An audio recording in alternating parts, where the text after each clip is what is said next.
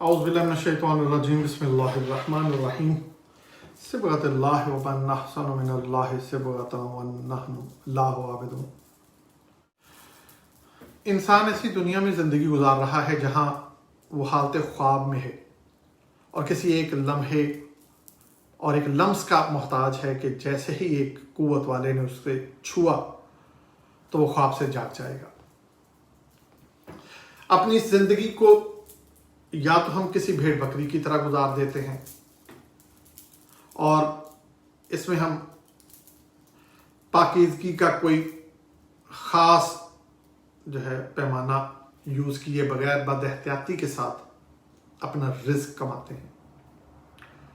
اور دوسرے اپنے خوابوں کو اپنے موجودہ وسائل سے بڑھا لیتے ہیں، متوازن نہیں رکھتے۔ دراصل ہماری سوچ اور فکر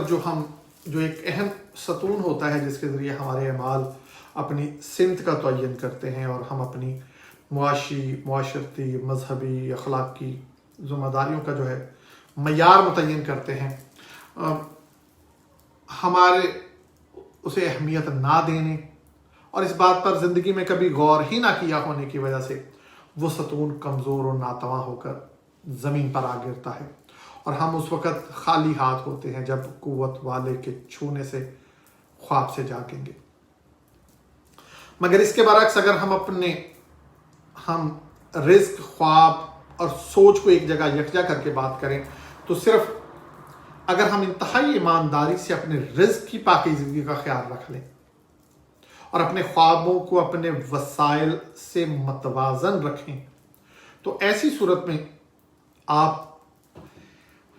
اس قدر طاقتور ہو جائیں گے اور آپ کے اختیارات کی وسعت خود پر اس قدر ہو جائے گی کہ آپ بآسانی اپنی معاشرتی، مذہبی اور اخلاقی وہ سوچ اور فکر کے معیار کو اوج ثریا پر لے کے جا سکتے ہیں۔ اور جب قوت والے کے چھونے سے آپ اس خواب سے جاگیں گے تو رحمت خداوندی سے آپ کے جاگنے کے لمحے سوتے ہوئے لمحوں سے نامعلوم گنا تک بہتر ہوں گے۔ جیسا میں نے ذکر کیا کہ ہم حالت خواب میں ہیں، تو حالت خواب میں صرف ایک چیز ہمیں فائدہ دے گی اور وہ ہے ہماری سوچ اور فکر کا معیار، کیونکہ ہم سے سرزد ہونے والے ادنا سے ادنا کام میں بھی کبھی ہماری سوچ اور فکر ہی اس عمل کے معیار کو متعین کرتی ہے۔ اب سوچ اور فکر کا معیار کن باتوں سے اپنے مقام کا تعین کرتا ہے، تو اس میں صحبت ایک اہم کردار ادا کرتی ہے۔ آپ کی صحبت ہی وہ اہم ذریعہ ہے جو آپ کی سوچ اور فکر کو بلندی یا پستی کی جانب لے جاتی ہے، کیونکہ وہ وہی کچھ ڈیلیور کرتی ہے جو اس کے پاس ہوتا ہے۔ موجودہ حالات میں اگر ہم غور کریں تو عمومی طور پر تو مذہبی ادارے ہوں یا تعلیمی ادارے صرف آپ تک معلومات پہنچاتے ہیں جن کو جان کر آپ یا تو الحمد سے والناس تک پڑھنا سیکھ لیں یا الف با پا سے 2 + 2 4 سیکھ لیتے ہیں، مگر صحبت کردار سازی کرتی ہے، اچھی یا بری کردار سازی۔ بزنس کمیونٹی میں